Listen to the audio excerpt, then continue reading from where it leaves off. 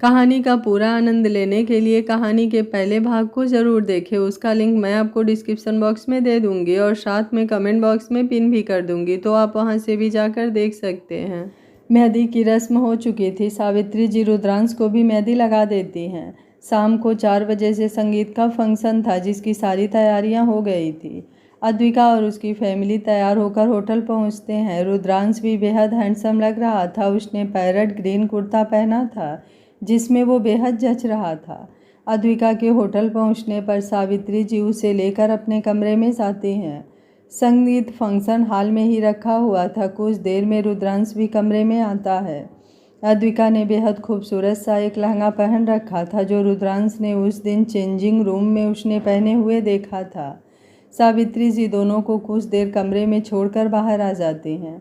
रुद्रांश अद्विका की अपनी बाहों में भरते हुए उसके कानों के पीछे चूम लेता है। अद्विका उसके सीने में अपना चेहरा छुपा लेती है। रुद्रांश बोला, बेहद खूबसूरत लग रही हैं आप। अद्विका मुस्कुराते हुए, आप भी बहुत हैंडसम लग रहे हैं। पहली बार आपको ऐसे कुर्ता पहने देख रहे हूँ। दोनों एक साथ नीचे आते हैं। देखने वालों की नज़र दोनों पर ठहर जा रही थी। दोनों अपनी जगह पर आकर बैठ जाते हैं। सूरज और शिवानी प्रोग्राम को होस्टिंग करते हुए सावित्री जी और जगदीश शास्त्री को बुलाते हैं। दोनों तेरे मेरे प्यार के चर्चे हर जुबान पर गाने पर बेहद खूबसूरत परफॉर्मेंस देते हैं। उसके बाद सूरज और शिवानी, आओ सुनाओ प्यार की एक कहानी, एक था लड़का एक थी लड़की दीवानी, गाने पर अद्विका और रुद्रांश की नकल करते हुए फंक्शन में चार चांद लगा देते हैं।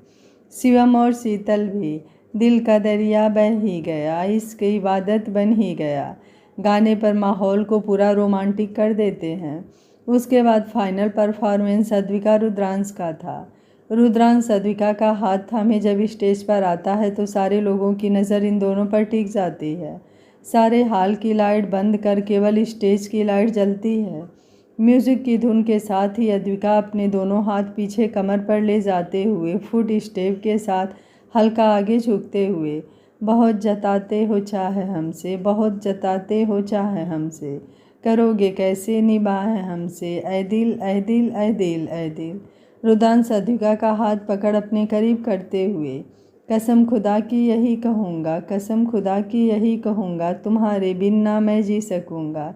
अद्विका घूमकर उसके पीछे जाते हुए गले में हाथ डालकर अपना चेहरा उसके गर्दन के पीछे से निकालते हुए, ये दर्द क्या है, करार क्या है, तुम्हें पता है ये प्यार क्या है। अद्विका उसके सीने में अपना चेहरा छुपाते हुए आगे के स्टेप करती है। दोनों गानों की एक एक लाइन के माध्यम से जैसे अपने दिल का प्यार एक दूसरे के लिए बयां कर रहे थे। गाने में खोए हुए दोनों एक दूसरे के गले लगे हुए थे। गाना खत्म होते ही चारों तरफ तालियां बजने लगती है। रुद्रांश और अद्विका एक दूसरे में खोए हुए तालियों के शोर से होश में आते हैं। दोनों मुस्कुराते हुए स्टेज से नीचे आते हैं। सूरज और शिवानी स्टेज पर आते हुए, सूरज बोला, मानना पड़ेगा आज दूल्हा दुल्हन ने बेहतरीन परफॉर्मेंस दी और अपनी बातें गानों के माध्यम से एक दूसरे से शेयर भी कर ली। शिवानी बोली, बिल्कुल इनके लव स्टोरी की तरह। आई विश भगवान सभी प्यार करने वालों को कभी किसी से जुदा ना करें। बहुत खूबसूरत डांस था और इसी के साथ आज संगीत की समाप्ति होती है। आप सारे आए हुए गेस्ट प्लीज़ जल्दी खाना खा लीजिए और कल शादी में ज़रूर आइएगा। सभी गेस्ट हंसते हुए खाना खाने चले जाते हैं। रुद्रांश और अद्विका अपनी फैमिली और दोस्तों के साथ खाने बैठते हैं। खाना खाने के बाद अद्विका जगदीश शास्त्री और बुआ जी के साथ अपने घर के लिए निकल जाती है। रुद्रांश का मन नहीं था कि अद्विका जाए, लेकिन कल शादी थी और सुबह से ही बहुत सारी रस्में करनी थी, जिस कारण अद्विका को जाना पड़ता है। घर जाने के बाद रुद्रांश अद्विका को कॉल करता है। दोनों वीडियो कॉल पर एक दूसरे को देखते हुए गहरी नींद में सो जाते हैं। अद्विका तो दवा लेती थी, जिस वजह से कुछ ज़्यादा ही नींद आती थी उसे। रुद्रांश की रातें जैसे आज कट ही नहीं रही थी। कल का उसे बेसब्री से इंतज़ार था, जब वो हर रस्म रिवाजों को निभाते हुए अद्विका को हमेशा के लिए अपने पास लेकर आ जाता। अगली सुबह अद्विका के घर में जगदीश जी और बुआ जी की आवाज़ आ रही थी, ये चीज़ कहाँ है, ये चीज़ कहाँ है, गेस्ट को देने के लिए तोहफे तैयार हैं या नहीं। ऐसे ही बातों का शोर मच रहा था। अद्विका उठकर अपने कमरे से बाहर आते हुए जगदीश शास्त्री के पीछे से गले लग जाती है। जगदीश जी मुस्कुराते हुए, ये खुशी हमेशा आपके चेहरे पर बनी रहे। हर बाप अपनी बेटी के लिए एक ऐसा रिश्ता चाहता है जहां उसकी बेटी को उससे भी ज़्यादा प्यार और केयर मिले। लेकिन सभी बाप के किस्मत में ऐसा नहीं होता। लेकिन मैं वो खुदकिस्मत बाप हूँ जिसकी झोली में ये रिश्ता आया है। उसकी बेटी ऐसे ही मन चाहे घर में जा रही है जहाँ उसे प्यार भी मिलेगा और रिस्पेक्ट भी। अद्विका बोली, बाबा ये बात तो आपने बिल्कुल सही कही, लेकिन खुदकिस्मत केवल आप ही नहीं, मैं भी हूँ। मुझे आपके जैसा बाबा मिला जहाँ बेटियाँ बाप पर बोझ बन जाती हैं। आपने मुझे अपना हिस्सा समझा। मेरे हर चाहत, हर ख्वाब को आपने पूरा किया। अगर आगे और भी जन्म होता तो मैं हमेशा भगवान से यही मांगूंगी, हर जन्म में मुझे आप ही मेरे बाबा रहें। बुआ जी बोली, तुम बाप बेटी की बातें खत्म हो गई हो तो जाकर जल्दी से तैयार हो, हमें देव पूजन के लिए भी जाना है। जगदीश जी अद्विका को तैयार होने के लिए कहते हैं। अद्विका के कमरे में जाने पर जगदीश शास्त्री अपनी नाम आँखों को पोंछते हुए, सच में दीदी बिटिया इतनी जल्दी बड़ी क्यों हो जाती हैं? बुआ जी बोले, यह तो दुनिया की रीत है, लेकिन तू उदास क्यों हो रहा है? तू तो हमेशा अपनी बिटिया के पास रहेगा। तेरी बिटिया ही ऐसी है, तुझे कहीं दूर जाने ही नहीं देगी। जगदीश जी हंसने लगते हैं। चाची बोली, चलिए सब कोई पहले नाश्ता कर लीजिए। जगदीश जी बोले, नहीं चाची, मुझे बिटिया का कन्यादान करना है तो आज मैं उपवास ही करूँगा। चाचा जी बोले, ठीक है, लेकिन दोपहर को कुछ फलाहार कर लेना। जगदीश शास्त्री बोले, जी चाचा जी। कुछ देर बाद अद्विका तैयार होकर आती है। आज उसने बेहद खूबसूरत सा लहंगा पहना था जिसमें वो बेहद खूबसूरत लग रही थी। चाची और बुआ जी और आस पड़ोस की कुछ औरतें मंदिर में पूजन के लिए अद्विका को लेकर जाती हैं। पूजन करके लौटते वक्त दोपहर हो जाती है। रुद्रांश के दोस्त और उसकी मम्मी भी कृष्ण मंदिर में जाकर पूजन करते हैं। धीरे धीरे समय गुजरता है और शाम के 4 बजे रुद्रांश की बारात अद्विका के घर आने के लिए तैयार हो जाती है। रुद्रांश के लंदन से भी कुछ गेस्ट आए थे और यहाँ पर भी कुछ जान पहचान वाले आ गए थे। सावित्री जी ने अपने सभी मुंह मोड़ने वाले रिश्तेदारों को भी इनविटेशन दे दिया था। आज रुद्रांश ने अपना एक ऐसा नाम और पहचान बनाया था कि ऐसे लालची रिश्तेदार फ्री का भोज खाने और फिर से रिश्तेदारी जोड़ने आ गए थे। शिवम, सूरज, शिवानी, शीतल झूम झूम कर डांस कर रहे थे। उन लोगों ने रुद्रांश को भी डांस करने के लिए घोड़ी से उतार लिया। रुद्रांश दूल्हा बना, बिल्कुल परियों के देश का आया राजकुमार लग रहा था। अद्विका भी दुल्हन के गेटअप में बेहद खूबसूरत लग रही थी। उसकी शादी का जोड़ा रुद्रांश के यहाँ से आया था और उसका लहंगा रुद्रांश ने खुद डिज़ाइन किया था। आज के टाइम में आर एक ऐसा ब्रांड था जो इंडिया में नहीं विदेशों में भी अपनी अलग पहचान बना रहा था और ये रुद्रांश का टैलेंट था। नाचते गाते बारात अद्विका के घर पहुंच चुकी थी। जगदीश शास्त्री ने दूल्हा, उसकी फैमिली और गेस्ट का अच्छे से स्वागत का इंतज़ाम किया। जगदीश जी और बुआ जी द्वार पूजा करने के बाद रुद्रांश को लेकर बरमाला स्टेज पर जाते हैं। रुद्रांश अद्विका को देखने के लिए बेचैन हो रहा था। अद्विका भी आज उसको सताने के मूड में थी। वो वीडियो कॉल रिसीव ही नहीं कर रही थी। रुद्रांश की बेचैनी पल पल बढ़ती जा रही थी। अचानक उसकी धड़कनें तेज हो गई। उसकी नज़र सामने एंट्री गेट पर पड़ी, जहाँ से दुल्हन फूलों के चादर के नीचे अपनी पलकें छुपाए उसकी तरफ बढ़ती आ रही थी। रुद्रांश के लिए तो जैसे सारा लम्हा वहीं थम गया था। अद्विका स्टेज के पास पहुंच चुकी थी। रुद्रांश हिप्नोटाइज हुआ उसकी तरफ कदम बढ़ा देता आंखों है। में स्टेज देखते के हुए, नीचे इन आते निर्जीव हुए चीजों में अद्विका मेरा की तेरा तरफ कुछ अपना नहीं हाथ लिखा। बढ़ा बस देता ख्वाहिश है। यही है कि आप अद्विका मेरे शर्माहट हमेशा से रहें, हल्की क्योंकि मैं दुनिया मुस्कुराहट में के हर साथ चीज़ उसके बांट हाथों सकती में हूँ, अपना हाथ रख लेकिन देती है। आपको मैं किसी के सारे साथ नहीं दोस्त बांट सीटियाँ सकती। बजाने लगते हैं। रुद्रांश उसे लेकर स्टेज पर आता है। उसकी पलकें झपकने का नाम नहीं ले रही थी। सूरज उसके कान में, अबे साले, माना भाभी आज बेहद खूबसूरत लग रही हैं, लेकिन अपनी नज़रें तो हटा ले, सारे लोग तुझे ही देख रहे हैं। रुद्रांश होश में आते हुए चारों तरफ नज़रें घुमाता है। सच में आज सारे लोगों की नज़रें इन दोनों पर ही थी। रुद्रांश सूरज को अपनी एल्बों से उसके पेट में मारते हुए, तेरी बारी आने दे, फिर तुझे बताता हूँ। शिवानी बोली, ओ भाई, आप लोग अपना बाद में निपटते रहना, पहले वरमाला कर लें। अद्विका माला लेते हुए अपनी नज़रें उठाकर रुद्रांश को देखती है। एक पल के लिए वो भी रुद्रांश में खो जाती है। रुद्रांश अपना एक आंख दबा देता है। अद्विका झेपते हुए जल्दी से अपनी नज़रें नीचे कर लेती है। रुद्रांश मुस्कुराते हुए अपना गर्दन झुका देता है। ये देख अद्विका के चेहरे पर मुस्कुराहट आ जाती है। वो वरमाला उसके गले में डाल देती है। रुद्रांश भी मुस्कुराते हुए उसके गले में माला डाल देता है। सारे लोग तालियां बजाते हुए दोनों के ऊपर फूलों की बारिश कर देते हैं। वरमाला होने के बाद कुछ देर तक फैमिली और दोस्तों के साथ फोटो सेशन चलता है। उसके बाद विवाह की विधियां आरंभ हो जाती हैं। रुद्रांश और अद्विका हर एक रस्म और वचन से एक दूसरे के होते जा रहे थे। वैसे उनके रूह तो पहले ही मिल चुके थे। आज समाज की रस्म उन्हें और एक दूसरे के पास कर रही थी। रुद्रांश अद्विका की मांग में सिंदूर डालते हुए मंगलसूत्र पहनाता है। इसी के साथ दोनों पति पत्नी के रिश्ते में बंध गए थे। दोनों पंडित जी को प्रणाम करते हुए अपने घर के बड़ों का आशीर्वाद लेते हैं। बुआ जी दोनों को लेकर घर के मंदिर में जाती हैं। वहाँ पर कुछ मंगल गीत और रस्मों को कराकर विदाई की तैयारी होती है। रुद्रांश अपनी फैमिली और दोस्तों के साथ यहीं से दिल्ली के लिए निकलने वाला था। सावित्री जी होटल से सारा पैकिंग करके गाड़ी में रख दी हुई थी। जगदीश शास्त्री अपनी बेटी को गले लगाते हुए भावुक हो जाते हैं। अद्विका की भी आंखें नम थी। कुछ देर में अद्विका की विदाई हो जाती है। रुद्रांश अपनी पत्नी को लेकर अपने घर के लिए निकल पड़ता है। कुछ दूर आगे बढ़ने पर रुद्रांश गाड़ी का आगे का पार्टीशन गिरा देता है। अद्विका के कमर में हाथ डालते हुए अपने करीब कर उसका सर अपने सीने पर रख लेता है। अद्विका भी अपने हाथ उसके कमर में लपेटते हुए अपनी आंखें बंद कर लेती है। रुद्रांश उसके सर पर किस करते हुए सीट को रिलैक्स मोड में करते हुए अपने सर को सीट से टिका देता है, जिससे अद्विका को ज़्यादा कमर में दर्द ना हो। लगभग 2 घंटे के सफ़र के बाद सावित्री जी रुद्रांश को कॉल करती हैं। रुद्रांश और अद्विका सुकून से सो रहे थे। मोबाइल बजने से दोनों की नींद टूटती है। रुद्रांश कॉल रिसीव करते हुए, हाँ माँ, क्या हुआ? सावित्री जी बोली, अभी 2.5-3 घंटे और लगेंगे पहुँचने में, इसलिए आगे कोई अच्छा सा होटल देखकर खाना खाने के लिए रुकना। रुद्रांश बोला, ओके माँ, मैं देखता हूँ। सूरज को कॉल करता है और आगे कोई रेस्टोरेंट के बारे में पूछता है।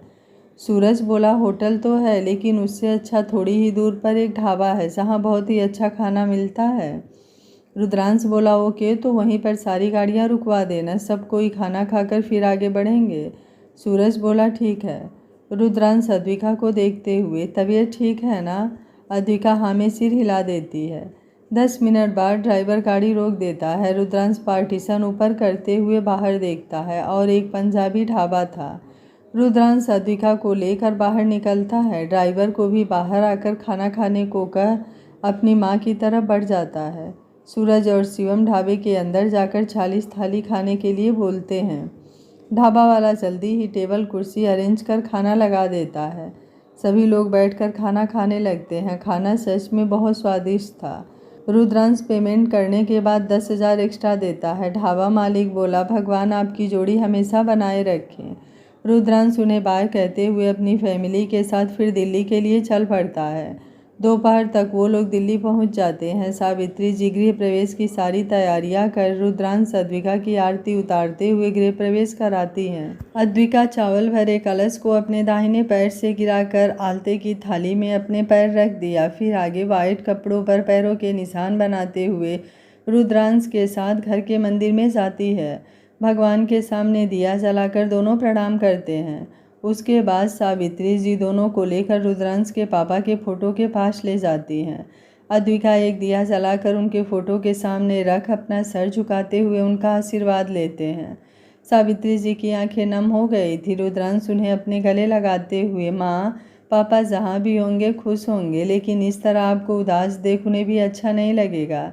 सावित्री जी मुस्कुरा देती हैं। उसके बाद सावित्री जी दोनों को हॉल में बैठाते हुए अंगूठी ढूंढने का रस्म कराती हैं।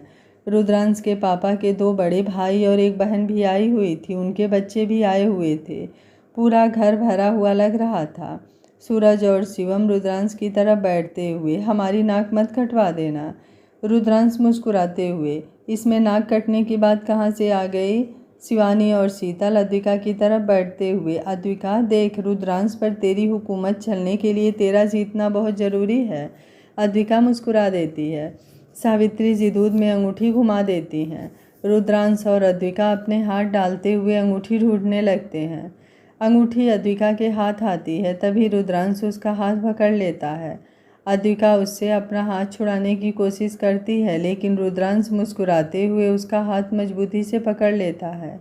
ये देख अद्विका उसका हाथ पकड़े हुए दूध से बाहर निकाल देती है।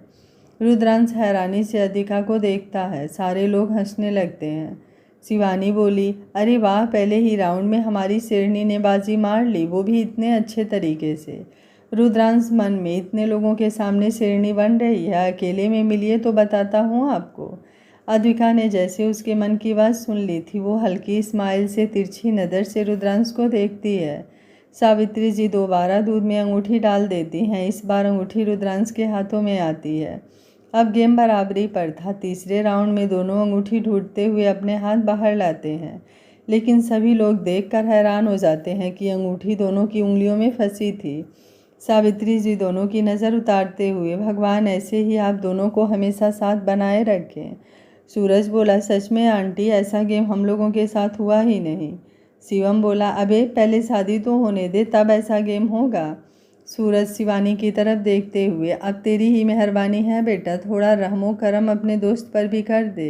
रुद्रांश बोला, चिंता मत कर, अब तेरी बारी ही है। ऐसे ही हंसते मजाक करते हुए कुछ देर बाद सावित्री जी शीतल और शिवानी के साथ अद्विका को एक कमरे में रेस्ट करने के लिए भेज देती हैं। रुद्रांश भी अपने दोस्तों के साथ अपने कमरे में आकर फ्रेश होता है। सभी लोग सफ़र से थके हुए थे, इसलिए फ्रेश होने के बाद सभी लोग सो जाते हैं। सावित्री जी अपने नौकरों के साथ मेहमानों को देने वाले गिफ्ट को पैक कर एक तरफ रख देती हैं और वो भी आराम करने चली जाती हैं। शाम के समय रिसेप्शन पर रुद्रांश ने अपने गार्ड को सारी डेकोरेशन की तैयारी करने की जिम्मेदारी दी थी। बाहर गार्डन एरिया में डेकोरेशन टीम सारी तैयारियां बेस्ट तरीके से करती है। सावित्री जी शाम के 4 बजे सभी को जगाकर रिसेप्शन के लिए तैयार होने को कहती हैं। रुद्रांश अपने दोस्तों के साथ बाहर का सारा प्रबंध का जायजा लेता है, फिर सभी तैयार होने लगते हैं। अद्विका के लिए सावित्री जी एक बेबी पिंक कलर का लहंगा लेती हैं, जिसमें अद्विका बेहद खूबसूरत लग रही थी। उसके तैयार होने के बाद रुद्रांश भी तैयार होकर बाहर हॉल में आता है। लड़कियां अद्विका को लेकर बाहर आती हैं। रुद्रांश का दिल उसे देखते ही तेजी से धड़कने लगता है, लेकिन इतने लोगों के सामने वो खुद को कंट्रोल करता है। अद्विका के साथ जब वो बाहर रिसेप्शन के स्टेज पर आता है तो सारे लोग इनके जोड़ी की तारीफ करते नहीं थक रहे थे। बिल्कुल मेड फॉर ईच अदर लग रहे थे दोनों। रिसेप्शन में ज़्यादातर रुद्रांश के बिजनेस से जुड़े हुए गेस्ट थे। रिसेप्शन बहुत ही अच्छे तरीके से हो जाता है। सारे लोग खाना खाने के बाद अपने अपने घर के लिए निकल पड़ते हैं। सूरज और शिवम भी अपनी अपनी फैमिली के साथ घर चले जाते हैं, लेकिन जाने से पहले शिवानी और शीतल ने सूरज और शिवम के साथ मिलकर रुद्रांश का कमरा बेहद खूबसूरत तरीके से सजा दिया था। पूरे कमरे में सुगंधित कैंडल माहौल को रोमांटिक बना रहा था। सावित्री जी अपने रिश्तेदारों में आई लड़कियों से अद्विका को रुद्रांश के कमरे में ले जाने को कहती हैं। अद्विका आज पहली बार रुद्रांश के कमरे में आई थी। अभी तक उसने रुद्रांश का कमरा नहीं देखा था। कमरे के बेड के क्राउन साइड में अद्विका और रुद्रांश का कॉलेज टाइम का एक फ़ोटो लगा हुआ था। वो पूरे कमरे को देख रही थी, तभी दरवाजे पर आहट होती है। वो मुड़कर देखती है तो रुद्रांश कमरे में आ गया था। उसने दरवाज़ा लॉक करते हुए अद्विका की तरफ कदम बढ़ा लिया। रुद्रांश जैसे जैसे अद्विका की तरफ बढ़ रहा था, अद्विका की धड़कन शोर कर रही थी। वो थोड़ी नर्वस हो रही थी। उसने अपने लहंगे को अपनी मुट्ठी में जोर से पकड़ा हुआ था। रुद्रांश मुस्कुराते हुए उसके करीब आकर उसका हाथ पकड़ते हुए बेड पर बैठाता है। रुद्रांश बोला, इधर देखिए। अद्विका अपनी पलकें उठाती है। रुद्रांश उसका चेहरा अपने हाथों में लेते हुए, डर लग रहा है? अद्विका नामे सिर हिला देती है। रुद्रांश उसके चेहरे पर आए पसीने को अपनी उंगलियों से हटाते हुए, तो ये क्या है? अद्विका कुछ नहीं बोल पाती। रुद्रांश उसका सर अपने सीने से लगाते हुए, घबराने की ज़रूरत नहीं है, मैं आपका वही रुद्रांश हूँ जिसे आप इतने सालों से जानती हैं। अद्विका उसके सीने से अपना सर लगाए आंखें बंद कर लेती है। अब उसे थोड़ा ठीक लग रहा था। शायद लड़कियों ने इतना मजाक कर लिया था कि वो सारी बातें सोच सोच कर ही नर्वस हो गई थी। रुद्रांश बोला, आपने अपनी दवा ली? अद्विका बोली, अभी नहीं। रुद्रांश बोला, चलिए पहले दवा ले लीजिए।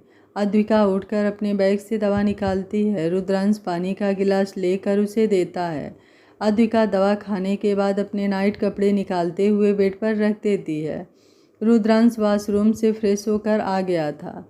अद्विका ड्रेसिंग टेबल के सामने बैठकर अपने गहने उतारने लगती है। रुद्रांश उसके पीछे से आकर नथ की लड़ी बालों से निकालते हुए, वैसे इतना घबरा क्यों गई थी? अद्विका की नज़र आईने से रुद्रांश की आंखों से मिलती है। रुद्रांश के चेहरे पर शरारत झलक रही थी। अद्विका हड़बड़ाकर झेपते हुए अपनी नज़रें नीचे कर लेती है। वो कानों का ईयरिंग जल्दी जल्दी खोलते हुए, मैं कहाँ घबरा रही थी? रुद्रांश उसके कांपते हाथों को अपने हाथों में लेकर नीचे कर कानों से ईयरिंग उतारते हुए टेबल पर रख देता है। फिर धीरे से उसका मांग टीका उतार कर रखते हुए, वैसे आप ऐसे घबराते हुए और भी खूबसूरत लग रही हैं और मेरा मन कर रहा है कि। अद्विका पलटकर उसके सीने में छुप जाती है। रुद्रांश मुस्कुराते हुए उसके बालों का पिन खोलने लगता है। बालों को खोलने के बाद उसके गर्दन पर से बालों को एक तरफ करके नेकलेस निकालते हुए उसके गर्दन पर चूम लेता है। अद्विका सिहरते हुए उसके पीठ पर अपने हाथों की पकड़ मजबूत कर देती है। रुद्रांश कंधे पर पड़ा दुपट्टा हटाते हुए ड्रेसिंग टेबल पर रख उसे बाहों में उठा लेता है। अद्विका शर्म से अपना चेहरा उसके सीने में छुपाए रहती है। रुद्रांश उसे बेड पर लेटाते हुए एक साइड से उसके पास आ जाता है। अद्विका की सांसें शोर करने लगी थी। उसने अपनी आंखें जोर से बंद की हुई थी। रुद्रांश उसके चेहरे को देखते हुए अपने होठों को उसके माथे पर रख देता है। फिर उसके बंद पलकों को चूम कर उसके दोनों लाल गालों को चूम लेता है और बोलता है, जान आंखें खोलिए। लेकिन अद्विका और जोर से आंखों को भींच लेती है। रुद्रांश मुस्कुराते हुए, अगर आपने आंखें नहीं खोली उसके बाद जो होगा उसका जिम्मेदार मैं नहीं रहूँगा। लेकिन अद्विका आंखें नहीं खोलती है। वो उसके कानों के पास झुककर, जल्दी से आंखें खोलिए जान, नहीं तो। अद्विका जल्दी से उससे लिपट जाती है। रुद्रांश बोला, पहले आंखें खोलिए और मेरी आंखों में देखिए। अद्विका धीरे धीरे अपनी आंखें खोलती है। रुद्रांश अपने दूसरे हाथों से उसके गालों को सहलाते हुए, मेरी आंखों में देखिए। अद्विका अपनी पलकें उठाते हुए उसकी आंखों में देखती है। रुद्रांश उसके होठों को लॉक कर देता है और उसकी आंखों में कशिश भरी नज़रों से देखता है। अद्विका की आंखों में दर्द देखकर उसका ध्यान अद्विका के जख्मों पर जाता है और वो जल्दी से अपने सेंस में आते हुए अद्विका को अपने आगोश में ले लेता है। अद्विका भी अपनी सांसों को नॉर्मल करने की कोशिश कर रही थी। उसके सीने से लगे वो जोर जोर से सांसें ले रही थी। रुद्रांश उसकी पीठ पर अपने हाथ से सहलाते हुए, सॉरी जान, पता नहीं कब इतना आगे बढ़ गया, आई एम सॉरी। अद्विका खामोशी से उसके सीने से लगी होती है। रुद्रांश उसके बालों में उंगलियां फेरते हुए, रिलैक्स जान, ज़्यादा दर्द हो रहा है, प्लीज़ शांत हो जाइए। अद्विका उसके सीने में अपना चेहरा छिपाते हुए नामे सिर हिला देती है। रुद्रांश मुस्कुराते हुए, किससे झूठ बोल रही हैं जान, आपके हर दर्द को महसूस करता हूँ और मैंने तो यहाँ खुद दिया है। कुछ देर में अद्विका दवाई के असर से सो जाती है। रुद्रांश अपने सीने से उसका चेहरा हटाते हुए उसे अच्छे से देखता है। आंखों में आंसू पलकों पर अटके हुए थे जिन्हें वो अपने होठों पर उठा लेता है। वो धीरे से उठकर ड्रावर से मलहम निकालता है और उसके घावों को फूंक मारते हुए मलहम लगाता है और उसे अपनी बाहों में भर लेता है। वो मन ही मन पहले से सोचा था कि जब तक पूरी तरह से आप ठीक नहीं हो जाती अपनी फीलिंग कंट्रोल करूँगा, लेकिन आपके करीब आते ही सारी बातें भूल बैठा। इसी वजह से अभी हनीमून पर जाने का प्लान कैंसिल कर दिया है, लेकिन फिर भी आपको दर्द दे दिया।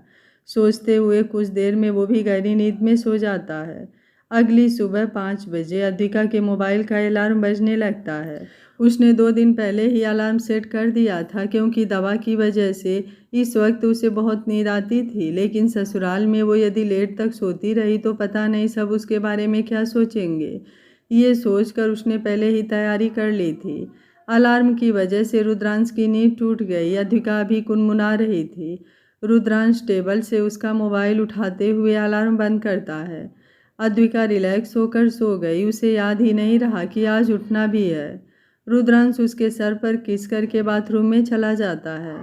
कुछ देर बाद अपने एक्सरसाइज रूम में जाता है। 1 घंटे एक्सरसाइज करने के बाद जब कमरे में आता है तो देखता है अद्विका अभी भी सो रही थी। सब लोग धीरे धीरे उठना शुरू कर दिए थे बाहर। अभी उसके चाचा चाची और उनके बच्चे भी यहीं पर थे। रुद्रांश दरवाज़ा लॉक करके नहाने चला जाता है। पानी गिरने की आवाज़ सुन अद्विका धीरे धीरे अपनी आंखें खोलती है। आंखों को मलते हुए जब वो पूरी तरह से जग जाती है तो उसे याद आता है वो अपने ससुराल में है। वो हड़बड़ाते हुए उठकर बैठती है। घड़ी पर उसकी नज़र जाती है तो 6:15 हो चुके थे। उसके सीने में थोड़ा थोड़ा दर्द हो रहा था। तभी बाथरूम का दरवाज़ा खोल रुद्रांश बाहर आता है। इस वक्त उसने अपने कमर में टॉवल लपेटा था और दूसरे टॉवल से बालों को पोंछता आ रहा था। अद्विका कुछ पल उसे देखती रह जाती है, लेकिन जल्दी ही अपने सेंस में आते हुए बेड से उतरकर वॉशरूम की तरफ भागती है। रुद्रांश उसे ऐसे भागता हुआ देखकर मुस्कुरा पड़ता है।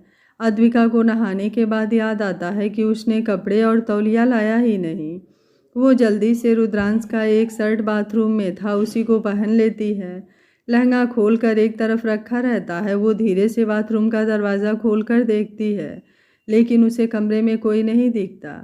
वो सोचती है कि रुद्रांश बाहर गया है। वॉशरूम से बाहर आकर सूटकेस में से कपड़े निकालकर जैसे ही वो चेंज करने को होती है, उसकी नज़र रुद्रांश पर पड़ जाती है, जो बालकनी के दरवाजे पर खड़ा उसे ही देख रहा था। वो वहीं पर फ्रीज हो जाती है। उसे समझ ही नहीं आता कि वो क्या करे। रुद्रांश के वाइट शर्ट में इस वक्त वो हद से ज़्यादा हॉट लग रही थी। शर्ट उसके घुटने के ऊपर जांघों तक आ रहा था। रुद्रांश बालकनी में कोई इम्पोर्टेंट कॉल पर बात कर रहा था। जैसे ही वो बात करके कमरे में आ रहा था, उसकी नज़र अद्विका पर पड़ती है।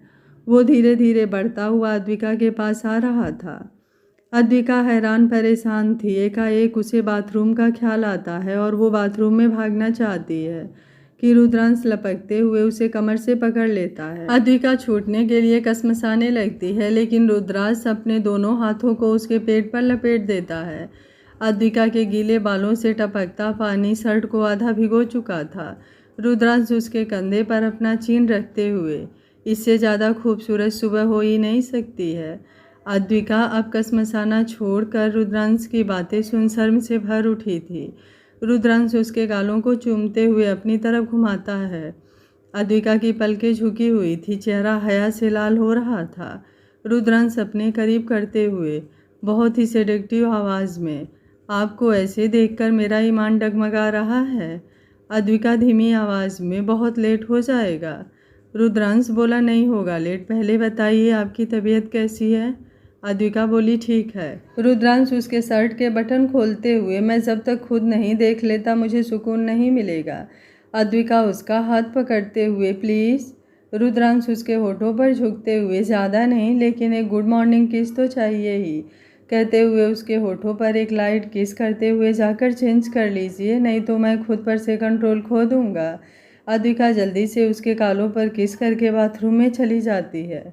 रुद्रांश अपने गालों पर हाथ रखे मुस्कुराते हुए कमरे से बाहर आ जाता है। अद्विका तैयार होकर जब नीचे आती है तो सभी उसे देखते रह जाते हैं। नई नवेली दुल्हन बनी अद्विका बेहद खूबसूरत लग रही थी।